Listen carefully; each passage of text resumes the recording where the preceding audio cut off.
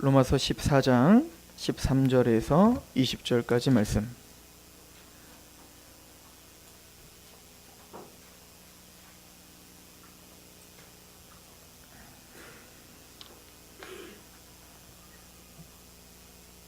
어, 14장 13절에서 23절까지 볼게요. 함께 봉독합니다.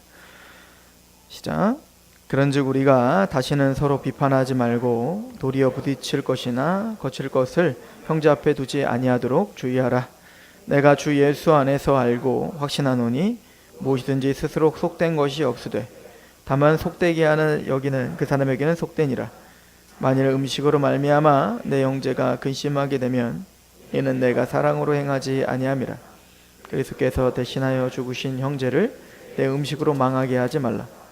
그러므로 너희의 선한 것이 비방을 받지 않게 하라. 하나님의 나라는 먹는 것과 마시는 것이 아니오 오직 성령 안에 있는 의와 평강과 희락이라. 이로써 그리스도를 섬기는 자는 하나님을 기쁘시게 하며 사람에게도 칭찬을 받느니라.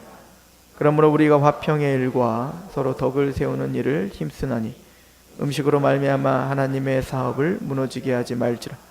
만물이 다 깨끗하되 거리낌으로 먹는 사람에게는 악한 것이라. 고기도 먹지 아니하고 포도주도 마시지 아니하고 무엇이든지 내 형제로 거리끼게 하는 일을 아니함이 아름다우니라. 내게 있는 믿음을 하나님 앞에서 스스로 가지고 있으라. 자기가 옳다 하는 바로 자기를 창조하지 아니하는 자는 복이 있도다. 의심하고 먹는 자는 정죄되었나니 이는 믿음을 따라 하지 아니하였기 때문이라. 믿음을 따라 하지 아니하는 것은 다 죄니라. 아멘. 기도하겠습니다. 하나님 아버지, 하나님의 말씀 앞에서는 우리를 겸허하게 또 겸손케 하옵소서.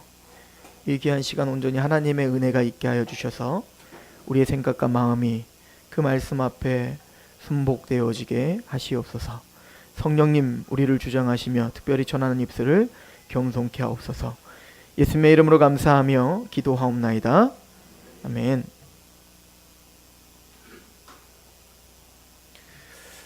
우리나라에 초기 기독교가 세워지고 신학이 굉장히 미비했을 때 우리나라에 선교사로 와서 또 후학들을 가르치고 했던 훌륭한 신학자 중에 하비칸이라고 하는 신학자가 있습니다. 그분은 이제 미국의 웨스트민스터 신학교의 이제 교수이셨는데 그 편안한 삶을 잠깐 접어두고 그 당시 이제 한국으로 날라온 거죠. 이 전쟁의 폐허 속에 있었던 그런 이제 한국으로 날라와서 편안한 또 총신에서 가르치시면서 그냥 편안하게 가르치시면 됐는데 동두천에 가서 사실은 창녀들을 이제 전도를 하고 또 여러 가지 린치도 당하고 그렇게 하면서 선교를 했던 분이 계십니다. 그래서 한국 이름은 이제 하비칸이신 그분이 이제 한국 이름이 이제 간하베 이렇게 이름을 붙여서 이제 활동을 하셨던 분인데 그분이 이제 미국의 이제 예전에 이제 신학교나 그 주류에서는 이제 뭐 담배를 피는 것에 대해서 지금은 이제 미국도 당연히 건강 문제나 이런 것들이 이제 다 알기 때문에 그것들을 굉장히 금지하고 그렇게 하지만 예전에 이제 우리나라만큼 이제 담배를 그렇게 뭐 우리나라는 이제 초기 때부터 담배 피고 술 먹고 그런 건 거의 뭐 마귀처럼 생각했잖아요. 이제 그런 분위기 속에서 이제 하비칸 그 교수님은 대단히 이제 그 흡연을 굉장히 좋아했던 분이었다고 해요. 근데 이제 한국에 오니까 이제 담배를 피고 하는 것에 대해서 굉장히 뭔가 금기시하고, 그러니까 이분이 신학적으로 할 말이 많았겠죠. 그죠? 많은 이야기를 나누고 뭐 이렇게 논쟁도 벌일 수 있었겠죠. 근데 그분이 이곳에 있는 동안에 아무런 토를 달지 않고 그냥 딱 끊었어요. 그냥 끊는 겁니다. 그리고 한참을 10여 년을 이 한국에서 사역을 하시다가 미국으로 돌아가시자마자 어떻게 했을까요? 다시 폈죠. 이게 사랑입니다. 이게 기독교입니다. 우리는 옳고 그름을 따지는 사람들이기도 하지만 사실 이게 진리냐 이게 거짓이냐를 따지는 것보다 우리가 먼저 생각해야 되는 게 있어요. 내가 지금 이거 하는 게 죄냐 죄가 아니냐, 이걸 하는 것이 하나님이 나를 그래서 치실 거냐 안 치실 거냐, 내가 복 받냐 안 받냐의 율법적인 사고체계 가운데 우리가 선택하는 사람들이 아니라고요. 우리는 베스트 웨이를 찾는 사람들이에요. 최선인가? 내가 지금 이 상황 속에서 이렇게 말을 하고 이거를 선택하는 것이 하나님 앞에 최선인가를 선택하는 사람들이지, 우리는 이게 죄냐 아니냐, 그래서 이게 참 무서운 거는요, 죄냐 아니냐, 복 받냐 안 받냐로, 그런 잣대로, 이걸 율법적 시각인데 그런 시각대로 모든 삶을 재단하기 시작하면요, 나만 어려워지는 게 아니라 내 주위에 있는 사람도 어려워지기 시작하는 겁니다. 내가 생각하는 죄다, 내가 생각하는 죄가 아니다라는 개념으로 쟤는 죄인이고 쟤는 죄인이 아니고 쟤는 복 받고 우리는 그런 사람들이 아니란 말이에요. 고린도전서 10장을 잠깐 가보겠습니다. 고린도전서 10장. 우리가 지난주에도 이 고린도전서 10장을 좀 상고했었죠. 10장 1절에 형제들아 나는 너희가 알지 못하기를 원하지 아니하노니 우리 조상들이 다 구름 아래 있고 다 바다 가운데로 지나며 모세에게 속하여 다 구름과 바다에서 세례를 받고 다 같은 신령한 음식을 먹으며 다 같은 신령한 음료를 마셨으니 이는 그들을 따르는 신령한 반석으로부터 마셨으며 그 반석은 곧 그리스도라. 그러나 그들의 다수를 하나님이 기뻐하지 아니하셨으므로 그들이 광야에서 멸망을 받았다. 이러한 일은 우리의 본보기가 되어 우리로 하여금 그들이 악을 즐겨한 것 같이 즐겨하는 자가 되지 않게 하려 함이니 그들 가운데 어떤 사람들과 같이 너희는 우상 숭배하는 자가 되지 말라. 기록된 바 백성이 앉아서 먹고 마시며 일어나서 뛰논다 함과 같으니라. 그들 중에 어떤 사람들이 음행하다가 하루에 2만 3천 명이 죽었나니 우리는 그들과 같이 음행하지 말자. 이스라엘 백성들이 출애굽을 하고 그 은혜 가운데 하나님의 은혜로 물을 마시고 만나 메추라기를 통해서 40년 동안 기적적으로 살았다고요. 그런 은혜 속에서 살았지만 이스라엘 백성들은 여전히 또 우상 숭배를 했고 하나님을 대적하며 살아 마침내 1세대는 그 광야에서 다 죽고 말았죠. 그러므로 이것들은 우리 구원받은 이 교회를 향한 본보기가 되어서 그들처럼 살지 마라 라고 하는 거예요. 그러니까 사실은 우리는 로마서를 통해서 그걸 배운 거예요. 로마서 1장부터 11장까지 이스라엘이 출애굽을 경험한 그 은혜가 무엇인지를, 우리에게 적용되는 은혜가 무엇인지를 배웠죠. 즉 이스라엘이 홍해를 가르고 구원을 받은 것처럼 우리는 하나님이신 예수님이 갈라지시고 우리가 구원을 받은 거라고요. 예수님이 십자가에 죽으시고 그 은혜로 우리는 구원을 받았고 그 그리스도의 반석 되시는 그곳에서 물이 나고 또 예수님의 은혜로, 하나님의 은혜로 메추라기와 만나를 먹었던 이스라엘 백성들처럼 우리 또한 그 그리스도의 복음의 은혜가 우리를 호흡하게 하고 오늘도 살게 하고 있다 이거예요. 그래서 로마서 1장부터 11장까지 그 하나님의 은혜에 대해서 선포했습니다. 하나님의 사랑에 대해서 선포했습니다. 그리고 로마서 12장에 그러므로 이제 우리의 몸을 하나님이 기뻐하시는 거룩한 산제물로 드려라. 우상 숭배하지 말고 우리의 삶을 하나님께 드리는 그러한 사람이 되라. 즉 다른 말로 말하면 예배자가 되라는 거죠. 하나님 앞에 예배하는 자가 되라. 하나님의 영광을 위해 사는 사람이 되라. 그게 마땅하다. 이것을 사도는 끊임없이 우리에게 이야기를 하고 있습니다. 그렇다면 하나님의 영광을 위한 삶이 무엇입니까? 23절을 보십시오. 모든 것이 가하나 모든 것이 유익한 것은 아니요 모든 것이 가하나 모든 것이 덕을 세우는 것은 아니다 라고 이야기를 하고 있습니다. 지금 고린도전서 10장 보고 있는 거예요.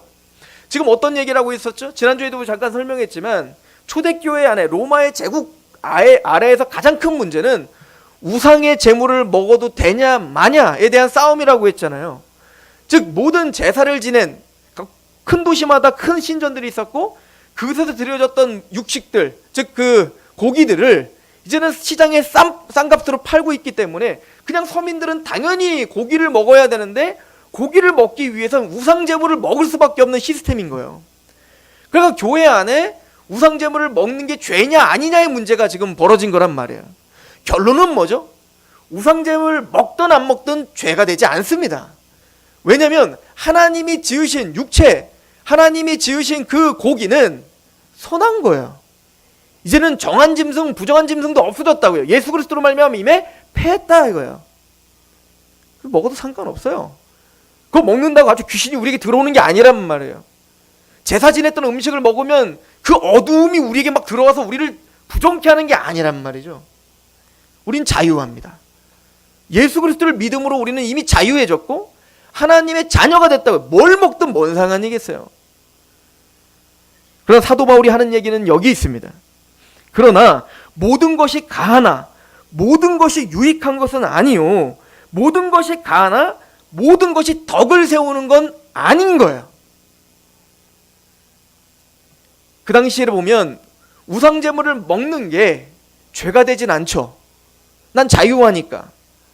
그런데 모든 것이 가하다고 해서, 내가 자유하다고 해서 내 자유가 덕을 세우는 건 아니에요. 나는 기독교인으로서 자유할 수 있습니다. 그러나 그 자유를 스스로 절제하고 그 자유를 스스로 얽어매고 하나님과 형제들을 위해서 나를 희생할 수 있는 게 덕을 세우는 거예요. 그래서 죄냐 아니냐의 문제가 아니라 베스트 웨이냐. 이게 무슨 얘기입니까? 24절, 누구든지 자기의 유익을 구하지 말고 남의 유익을 구하라. 무릇 시장에서 파는 것은 양심을 위하여 묻지 말고 먹으라. 무슨 얘기죠? 우린 자유하니까 시장에서 그게 우상제물로 쓰여졌건 말건 뭔 상관이에요. 우린 돈 주고 그냥 맛있게 먹으면 되는 거예요. 그러니까 내 양심에 거리낌이 없죠. 왜? 예수님으로 내가 자유해졌는데 이게 뭔 상관이겠어요, 그죠? 그런데 문제는 내가 아무런 거리낌 없이 그걸 먹으려고 할 때 기독교에 들어왔는데 아직도 그 우상숭배에 깊은 인상이 있는 사람들이 있다고요, 여전히. 그래서 믿음 좋은 목사가 그 고기를 사서 먹는데 옆에 있던 초신자가 목사님이 우상제물 먹는다. 어떻게 저럴 수 있어? 라고 시험을 들 만한 일말의 여지가 있다면 안 먹는 거예요. 누굴 위해서? 내 양심은 자유한데? 아니, 그 사람이 무식한 거지. 나는 진리를 안다고. 나는 하나님 말씀대로 나는 자유한데? 그 사람이 자유하죠. 율법적이야. 아니요. 내 행동이, 내 자유한 행동이 그 사람에게 거리낌이 되고 그 사람을 시험 들게 한다면 그게 죄예요. 무슨 이야기인지 아시겠습니까? 그래서 하비칸이 아무 말 없이 그냥 끊어버린 거예요, 담배를.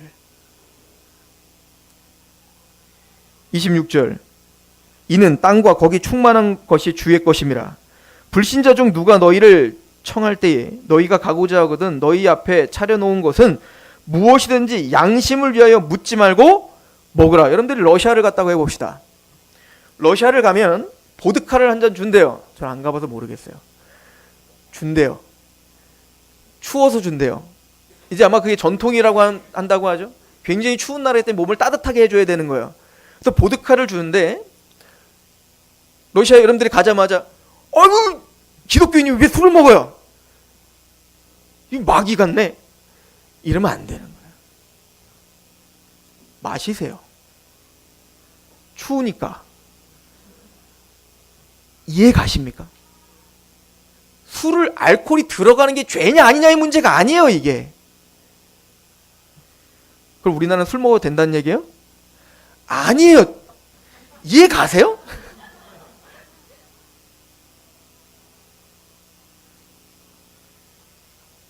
그래서 말하는 거예요. 불신자 중에 누가 너희를 청할 때 너희가 가고자 하거든 너희 앞에 차려놓은 것은 무엇이든 양심을 위하여 묻지 말고 먹으라. 그리고 말을 하기를 누가 너희에게 이것이 재물이라 말하거든 알게 한 자와 그 양심을 위하여 먹지 말라. 무슨 얘기입니까? 우상제물로 차려놓은 음식이 있어요. 근데 그 사람이 아무런 의미 없이 그냥 음식 드세요. 그러면 먹으라 이거예요. 근데 그 사람이 거기 의미 부여를 하고 있어. 근데 이거 우상제물인데 이거 어떻게 이거 왜 드세요? 왜 차려놔? 근데 사실은 그러면 만약에 근데 그 사람이 진짜로 믿음이 약해서 그걸로 인하여 우상제물인데 먹어도 되나 보다라고 생각한다거나 우상제물인데 믿음이 강해서 생각하는 어떤 자유함이 아니라 하나님도 계시고 우상도 계시고 그러니까 이거 먹어도 뭐 상관없나 보다 뭐 이런 게 아니라 이걸 먹으면 큰일 나는데 왜 먹지라고 어떤 믿음이 연약한 사람이 있으면 그 사람을 위해서 먹지 마라. 29절, 내가 말한 양심은 맞아요. 우린 양심의 자유하면 죄가 안 되죠. 그죠? 믿음의 양심의 죄. 그러니까 이 타락한 양심 말고 내 믿음의 양심을 말하는 거예요. 그러니까 내 마음대로 양심에 난 거리낌이 없는데 그럼 죄가 안 돼. 이 얘기가 아니에요. 믿음의 양심이란 하나님의 말씀을 비추어 볼 때 이것이 옳습니다라고 생각하는 여러분들 각자의 생각들이 있잖아요. 없으시면 안 되죠. 있으셔야 되는 거예요. 생각을 하셔야 될 거 아니에요. 내가 습관적으로 그냥 기독교인인 게 아니라 내가 진짜 기독교인이라면 끊임없이 고민하셔야 될 거 아니겠습니까? 이것이 진짜 하나님의 뜻일까 아닐까 시험해보라. 에베소서에 말한 것처럼 그렇게 하다 보면 자기 스스로 어쨌든 나는 이거야 저거야 라고 정리는 안 했더라도 은연중에 내가 생각하고 있는 정립들이 있다고요. 요 정도는 내가 할 수 있고 요 정도는 할 수 없어라고는 자기 믿음의 분량들이 있다고요. 그죠? 근데 그 양심이란 우리가 생각해야 돼. 다 옳은 게 아니란 말입니다. 29절. 내가 말한 양심은 너희 것이 아니요 남의 것이니 어쩌 네 자유가 남의 양심으로 말미암아 판단을 받겠는가. 누굴 의식하라는 거예요? 상대방을 존중하라는 겁니다. 내가 옳다여 무조건 다 좋은 게 아니야. 내가 옳다여 다 하나님이 좋아하시는 게 아니란 얘기인 거예요. 저희 하준이랑 하율이가 싸우는 거 보면 거의 하준이가 옳을 때가 많아요. 그렇다고 해서 그 옳은 것을 너무 과도하게 그 아무것도 모르는 아이에게 막 다그치는 걸 보면 나는 기쁘지 않아요. 아빠로서. 물론 하율이에게도 가르쳐야겠죠. 성장하는 그 과정을 통해서 오빠가 맞는 거야라는 걸 가르치기는 가르쳐요. 그러나 하준이에게도 가르쳐야 돼요. 옳다고 다 옳은 게 아니야, 하준아. 이해 가십니까? 우리가 모인 여러분들은, 우리 모두는 다 습관이 다르고요. 관습이 다르고요. 가치관이 다르다고요. 획일적으로 다 똑같지 않단 말입니다. 내가 생각하는 믿음의 분량이 있고 저 사람이 생각하는 믿음의 분량이 현저히 다를 수도 있어요. 그게 진리의 문제가 아니라면, 그게 복음의 문제가 아니라면 남의 유익을 구하는 겁니다. 그럼 참 평화롭겠죠? 그럼 참 하나 되겠죠? 근데 이게 참 어렵기 때문에 그렇게 교회 안에 싸움이 나는 거죠. 그리고는 사도 바울은 이거를 예배로 끌어옵니다. 30절에 만일 내가 감사함으로 참여하면 어찌하여 내가 감사하는 것에 대해 비방을 받으리요? 31절 같이 읽어볼까요? 시작. 그런즉 너희가 먹든지 마시든지 무엇을 하든지 다 하나님의 영광을 위하여 하라. 너무 잘하는 말씀 아니에요? 여러분들 먹든지 마시든지 무엇을 하든지 하나님의 영광을 위하여 하래요. 이거는 명령입니다. 그리고 우리의 삶의 본질입니다. 그러므로 너희 몸을 거룩한 산제물로 드려라. 여러분들 우리의 사변을 드리라는 거 아니에요. 우리의 철학을 드리라는 거 아니에요. 우리 몸을 드리라는 겁니다. 내 삶을 드리라는 겁니다. 나의 말을 드리라는 겁니다. 내가 걷는 그 발걸음을 드리라는 거란 말이에요. 이게 기독교입니다. 기독교는 단순히 사변적인 싸움을 하는 종교가 아니에요. 기독교는 단순히 내가 많이 안다는 걸 자랑하는 종교가 아니에요. 기독교는 내 몸을, 내가 알고 있는 거를, 하나님에 대한 믿음을, 하나님에 대한 사랑을 내 삶을 통해서 하나님께 드리는 예배하는 공동체예요. 그러므로 우리가 끊임없이 기억해야 되는 건 내가 먹든지 마시든지 무엇을 하든지 하나님의 영광을 위해야 돼요. 이제부터 직장에 갈 때 그래서 성경책 끼고 다니라는 얘기입니까? 밥 먹을 때 오래 기도하라는 얘기입니까? 내가 뭔가 기독교인입니다 라고 하는 걸 뭔가 외형적으로 보여주라는, 목사 로망카라 하고 다니라는 얘기입니까? 그거랑 전혀 상관없는 얘기입니다. 구체적이며 실제적이며 우리의 삶을 요구하고 있는 권고입니다. 먹든지 마시든지, 우상제물을 먹든 우상제를 먹지 않든 어떤 음식을 먹든 말든 그게 문제가 아니다. 하나님의 영광을 위해 해라. 어떻게? 이 32절 33절 같이 읽어볼까요? 시작. 유대인에게나 헬라인에게나 하나님의 교회에나 거치는 자가 되지 말고 나와 같이 모든 일에 모든 사람을 기쁘게 하여 자신의 유익을 구하지 아니하고 많은 사람의 유익을 구하여 그들로 구원을 받게 하라. 이해가 되세요? 우리는 하나님을 사랑하고 이웃을 사랑하는 사람들입니다. 그 믿음의 성장이란 하나님 앞에 겸허해지고 사람 앞에 겸손해지는 겁니다. 점점 시간이 가면 갈수록 내 유익을 구하지 않고 남의 유익을 구하며 사는 사람들인 거예요. 내 자유함을 자랑하는 게 아니라 내 자유함을 절제하고 내 옆에 있는 형제를 위해 희생할 줄 아는 사람인 거예요. 이게 기독교입니다. 사도 바울은 이렇게 말합니다. 내가 그리스도를 본받은 자가 된 것 같이 예수님이 그렇게 사셨다는 거예요. 그리고 바울이 그렇게 살았다는 거예요. 그리고 너희는 나를 본받는 자가 되라. 우리가 그렇게 살아야 되는 거예요. 이게 기독교입니다. 부부관계 속에서, 교회 공동체 속에서 내가 내 영역에 있는 그 못된 사람이든 우리는 죄냐 아니냐를 따지는 사람들이 아니라 최선을 선택하는 사람들인 거예요. 하나님께 영광이 되는가? 이걸 통해서 내 형제가 실족하지는 않을까? 내 이 말이 나는 자유해, 나는 다 알아, 나는 모든 거 해. 제가 깨달은 게 있어요. 하나님은 똑똑한 사람 원하지 않고요. 사랑하는 사람 원해요. 많이 아는 사람 원하지 않고요. 나를 희생할 줄 아는 사람 원해요. 오늘 본문을 가봅시다. 하나님의 나라는 그래서 말하기를 먹는 것과 마시는 것에 있는 게 아니야 라고 말하는 거예요. 내가 지켜왔던 관습, 내가 지켜왔던 그 사상, 내가 지켜왔던 어떤 그 습관, 내가 생각했던 교회의 모습이 있어요. 내가 생각했던 성도의 모습이 있어요. 내가 생각하는 어떤 이 정도는 믿음이 좋은 사람은 이렇게는 해야지 라고 하는 내 스스로 만들어 놓은 어떤 형태가 있어요. 부셔버리세요. 여러분들 그런 형태로 만약에 하나님이 우리에게 잣대를 세우신다면 우린 난리 납니다. 하나님 우리에게 그렇게 대우하시지 않았습니다. 하나님의 나라는 형식에 있는 게 아니에요. 여러분들 하나님의 나라는 비밀입니다.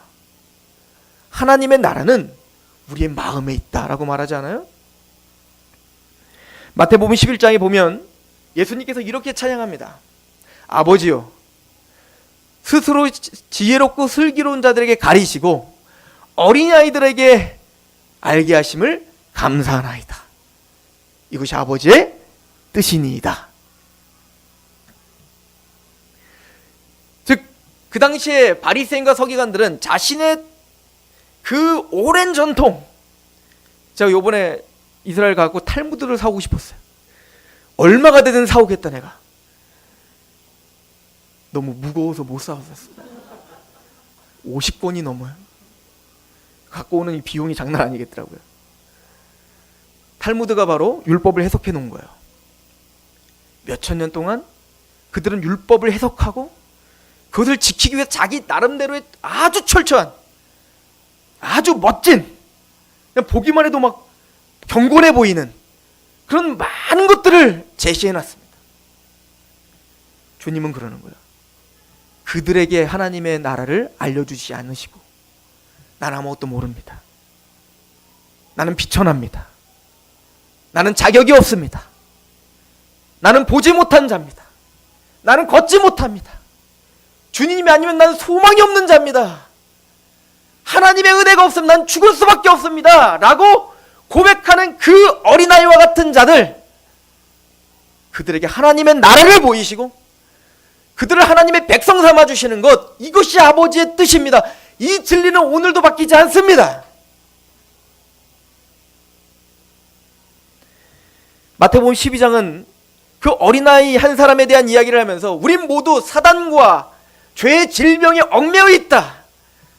강한 자를 결박해야 그 세간을 강탈하지 않겠나? 우린 모두가 다 죄와 사단의 권세에 어그러져 우리는 우리가 열심을 하나님께 열심을 대한다고 하지만 그 모든 것들이 다 진리에서 벗어난 것들이란 말이에요. 우린 죄악덩어리란 말입니다. 우리가 얼마나 죄인지도 깨닫지 못하는, 그래서 겸허하지고 겸손하지도 못한 우리들이란 말이죠. 근데 예수께서 강한 자를 결박하고 그 세간을 강탈하지 않겠나? 성령님을 통해서 예수 그리스도는 우리 마음 안에 있는 죄와 사단의 것을 부셔버리고 우리에게 뚫고 들어오시어 하나님의 나라를 세우셨다는 겁니다. 하나님을 알게 하시고 우리가 얼마나 죄인지를 알게 하시고 거기에 순복하게 하시고 마음을 다해 하나님을 바라보고 하나님을 따르려고 하는 그 마음이 우리에게 생겼단 말이에요. 그래서 마태복음 12장에 이 사단의 결박과 예수님이 우리를 어떻게 구원할 것을 보여주신 다음에 13장이 뭐라고 하죠? 보아도 보지 못하고 들어도 듣지 못하는 비유에 대한 이야기를 한다고요. 똑똑한 척해도 하나님의 은혜가 한 톨이라도 없으면 우린 봐도 못 보고요, 들어도 못 듣는 거예요. 내가 깨달았습니다 라고 자랑하고 있더라도 그거는 무지한 겁니다. 그런 14장에 오병이어 기적을 베풉니다. 예수님께서 마태복음 14장에. 그리고 말하죠. 내가 너에게 줄 떡은 나다. 내 몸이 찢어져 너희가 영생을 얻을, 너에게 생명의 떡은 나다. 못 깨닫는 거. 여전히 난 이걸 했고 저걸 했고 앞으로 이걸 했을 것이고 나는 이렇게 바리새인이고 내가 이렇게 멋지고 난 이렇게 경건하고 이걸 자랑하고 있지, 내가 그 생명의 떡이신 예수님 앞에 왜 납작 엎드려대지를 모르고 있는 그들, 스스로 지혜롭다고 하나 아무것도 모르고 있는 자들이죠.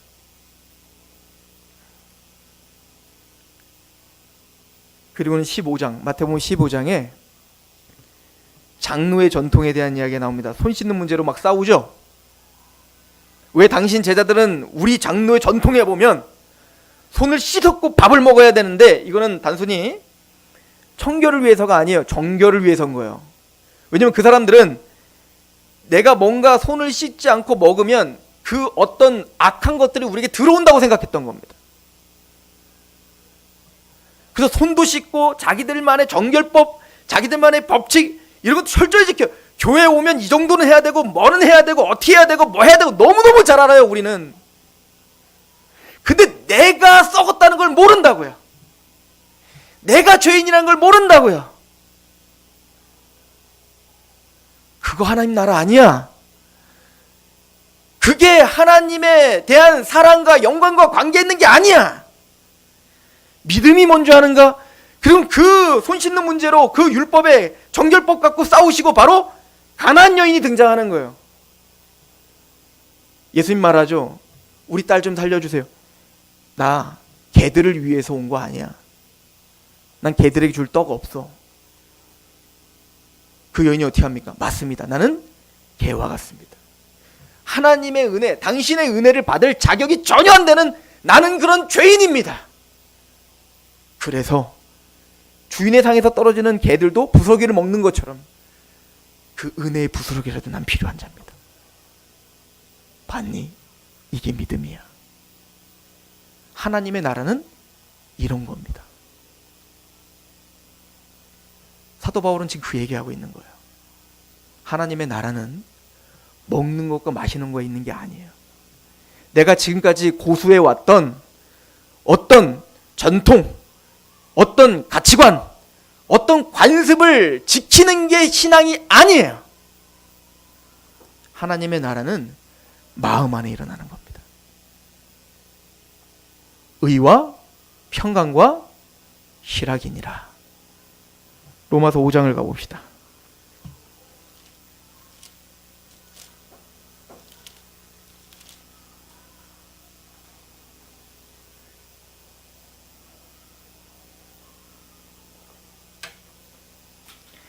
그러므로 우리가 로마서 5장 1절 그러므로 우리가 믿음으로 의롭다 하심을 받았으니, 의란 예수 그리스도를 믿음으로 그 가나안 여인처럼 그 예수님을 10년 가난한 마음으로 내가 죄인인 걸 알고 주님을 믿음으로 내가 의롭다함을 받는 거예요. 내가 얼마나 자격 없는지, 내가 얼마나 하나님의 은혜가 없으면 살 수 없는지를 알고 그 은혜로만 의롭다함을 받았다는 걸 아는 자인 거예요. 이게 하나님 나라가 임한 첫 번째 열매인 겁니다. 의인 되는 겁니다. 하나님과의 바른 관계가 형성되는 거죠. 그리고 평강. 평강은 뭐죠? 우리 주 예수 그리스도로 말미암아 하나님과 화평을 누리자. 평화. 아버지가 우리의 자녀, 우리는 아버지의 자녀가 되었고, 이제는 죄가 사함받아 하나님을 생각할 때 두렵지 않고 아빠 아버지라 부르짖게 되는 거예요. 평강입니다. 그리고 희락이니라. 희락은 뭐죠? 5장 2절. 또한 그로 말미암아 우리가 믿음으로 서 있는 이 은혜에 들어감을 얻었으며 하나님의 영광을 바라고 즐거워하느니라. 이제는 이 땅의 삶이 끝이 아니라 하나님의 영광스러운 소망이 있음을 알고 세상의 것이 아닌 하나님의 것으로 즐거워하는 것. 이게 하나님의 나라입니다. 교리적인 얘기죠. 근데 로마서 14장 17절은 이 이야기를 가지고 하나님 나라는 먹는 것 마시는 것에 있는 것이 아니라 의와 평강과 희락이니라 라고 말할 때는 더 나아가 그렇게 의롭다함을 받고 하나님과 평강을 누리고 그리고 장차올 그 하나님의 영광스러움을 바라보며 소망하며 기뻐하는 것으로 끝나는 게 아니라 우리의 실제적인 삶을 주장하며 하나님의 나라를 선포하는 자들인 걸 설명합니다. 로마서 14장을 가보시죠.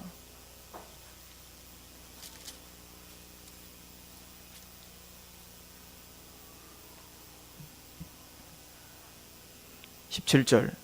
하나님의 나라는 먹는 것과 마시는 것이 아니요 오직 성령 안에서 의와 평강과 희락이니라. 아까 설명되었죠. 18절. 이로써 그리스도를 섬기는 자는, 즉 하나님의 나라가 임한 자답게 이제 하나님을 위해 사는 우리는 하나님을 기쁘게 하여, 하나님을 기쁘시게 하며 사람에게도 칭찬을 받느니라. 이 열매가 나타난다는 거예요. 하나님의 나라가 확장되면 하나님을 기쁘시게 하며 사람들에게도 칭찬을 받게 될 수밖에 없다는 겁니다. 하나님과의 관계가 회복되면 사람과의 관계도 회복될 수밖에 없다는 거예요. 이게 성경적인 논리입니다. 왜? 19절. 그러므로 우리가 화평의 일과 서로 덕을 세우는 일에 힘쓰나니 음식으로 말미암아 하나님의 사업을 무너지게 하지 말라. 만물이 다 깨끗하되 거리낌으로 먹는 사람에게는 악한 것이라. 고기도 먹지 아니하고 포도주도 마시지 아니하고 무엇이니 내 형제로 거리끼게 하는 일을 아니함이 아름답다. 맞아요. 우린 자유해요. 내가 고기를 먹는다고 해서 내가 죄인 되는 게 아니에요. 그 당시에. 그런데 어떤 사람은, 신앙이 아직 약한 사람은, 믿음이 약한 사람은 고기를 먹으면, 그 우상제물의 고기를 먹으면 내 마음에 가책이 생기는 사람들이 있다고요. 분명히 있다고요. 나는 자유한데 어떤 사람들은 그게 그냥 하나님께 죄송스러운 사람들이 있어요. 이게 다 똑같지 않다고요. 그러면 그 사람들의, 내 자유함 때문에 그 사람들의 거리낌이 되고 그 사람이 시험이 들게 된다면 아름답지 못하다. 하나님의 나라가 우리에게 임하여 의와 평강과 희락을 갖고 있는 우리는 나 혼자 하나님과 난 평안해? 난 하나님께 기뻐하네? 난 의인으로 끝나는 게 아니라 이제 그 의가 무엇이 선포해야 될 사람이며, 내가 단순히 나는 하나님과 화평해로 끝나는 게 아니라 나를 통하여 이 사람이 하나님과 화평케 되기를 간구하는 사람들이라고요. 내가 하나님과 화평해, 난 평화해, 나는 구원받아서로 끝나는 게 아니라 이 사람과 내 관계에 뭔가 거리끼는, 하나님과 거리끼는 게 있는데 예수님이 자기의 십자가로 하나님과 우리를 화평하게 하신 것처럼 하나님의 나라가 임한 사람은 그 거리끼는 관계 속에, 사람과 사람의 거리끼는 관계 속에 내가 십자가를 지고 그 사람과 화평을 만들어가는 사람들이에요.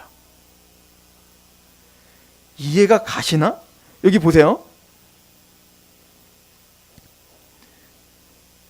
16절. 그러므로 너희의 선한 것이 비방을 받지 않게 하라. 하나님의 나라는 먹는 것과 마시는 것이 아니요 오직 성령 안에 있는 의와 평강과 희락이라. 이로써 그리스도를 섬기는 자는 하나님을 기쁘시게 하며 사람에게도 칭찬을 받느니라. 그러므로 우리가 화평의 일과 서로 덕을 세우는 일을 힘쓴다 이거예요. 왜? 하나님과 내가 예수님을 통해서 화평케 된 것처럼 나도 나의 몸을 하나님께 거룩한 산제물로 드리고 싶어요. 먹든지 마시든지 무엇을 하나님의 영광을 위해서 하고 싶어요. 하나님이 진짜 기뻐하시는 걸 하고 싶어요. 그 소망함이 있잖아요. 그 소망함이 있는 사람은 당연히 하나님이 가장 기뻐하시는 그 영혼을 섬기는 사람이라고요. 그래서 그 사람과 화평한 일, 덕을 세우는 일을 한다. 이 열매입니다. 그럼 22절 말하죠. 21절, 만약에 그 사람들이 나의 자유함 때문에 고기 먹고 포도주 먹고 이런 것 때문에 이 사람이 시험에 든다면 21절, 고기도 먹지 아니하고 포도주도 마시지 아니하고 무엇이든지 내 형제로 거리끼게 하는 일을 아니함이 아름답다. 나 때문에 누군가 뭔가 시험에 들고 있다면 안 하시는 겁니다. 그 사람이 이해 못한 거지. 답답한 거 알아요. 그러나 거기서 멈춰 서는 겁니다. 그게 아름다운 거예요.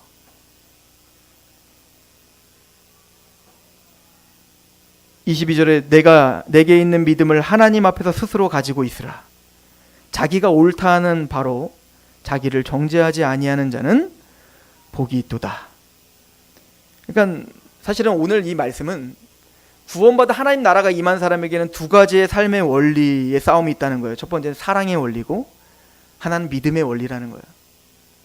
믿음의 원리란 내가 뭘 믿고 있느냐의 싸움이에요. 그러나 이 믿음의 원리만 너무 강조하면 정죄하기 쉽습니다. 그러나 그 믿음의 원리만 너무 이야기하고 사랑의 원리를 얘기하면 정죄하기 쉽죠. 근데 또 믿음의 원리를 무시해버리고 사랑의 원리만 이야기하면 방종하기 쉽겠죠. 성경은 균형을 잡으라 라고 이야기를 하고 있는 거예요. 내게 있는 믿음을 하나님 앞에서 스스로 가지고 있으라. 다 압니다. 우린 모두 하나님께 열심히 있다는 걸 압니다. 서로 각자 생각이 다르고 때로는 내 마음에 들지 않는, 나의 생각과는 맞지 않는 일들을 보며 수많은 이야기를 하고 싶은 마음이 있는 거 압니다. 저도 그렇고 여러분들도 그렇겠죠. 그러나 하나님 앞에서 그 스스로의 믿음의 분량을 가지고 계시고 우리가 사랑하는, 그래서 하나님의 아름다운 덕을 세우는 그런 공동체이기를, 바울의 그 권면을 우리 마음속으로 받아들이는 저와 여러분 되기를 축원합니다. 기도하겠습니다.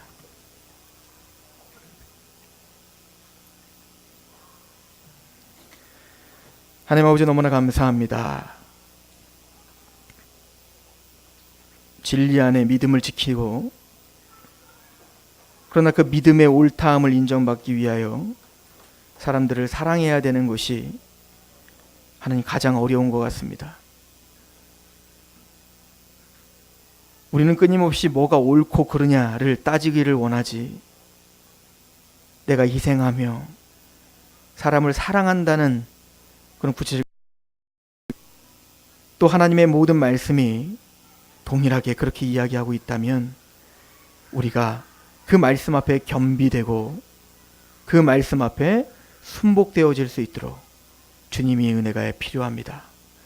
하나님 나라는 먹는 것과 마시는 것에 있는 것이 아니라 성령 안에서 의와 평강과 희락이라 말씀하셨는데, 이 일을 감당할 수 있도록 먼저 성령님께서 우리 안에 의와 평강과 희락을 넘치게 하옵소서.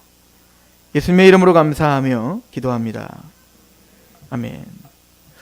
찬송합시다.